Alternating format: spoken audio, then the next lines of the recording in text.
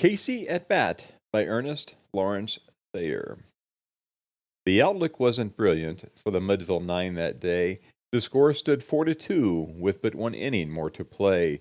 And then when Cooney died at first and Barrows did the same, a pall-like silence fell upon the patrons of the game.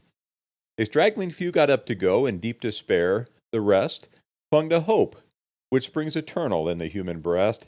They thought if only Casey could get a whack at that, we'd put up even money now, with Casey at the bat. But Flynn preceded Casey, as did also Jimmy Blake, and the former was a hoodoo, while the latter was a cake.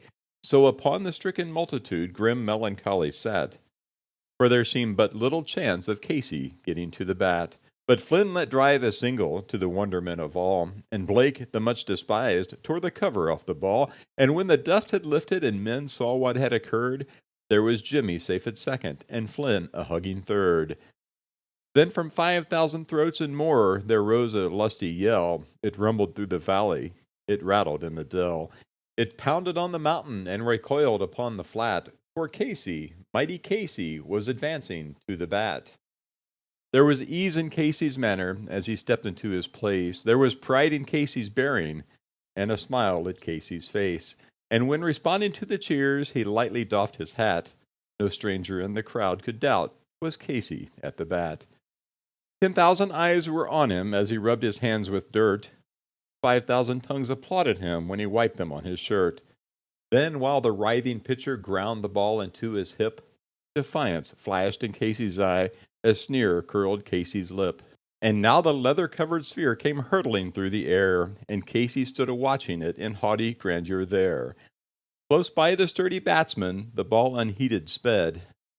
"That ain't my style," said Casey. "Strike one," the umpire said. From the benches, black with people, there went up a muffled roar, like the beating of the storm waves on a stern and distant shore. "Kill him! Kill the umpire!" shouted someone in the stands, and it's likely they'd have killed him had not Casey raised his hand. With a smile of Christian charity, great Casey's visage shone. He stilled the rising tumult, he bade the game go on. He signaled to the pitcher, and once more the dun sphere flew, but Casey still ignored it, and the umpire said, "Strike two." "Fraud!" cried the maddened thousands, and echo answered fraud. But one scornful look from Casey, and the audience was awed. They saw his face grow stern and cold, they saw his muscles strain, and they knew that Casey wouldn't let that ball go by again. The sneer is gone from Casey's lip, his teeth are clenched in hate. He pounds with cruel violence his bat upon the plate.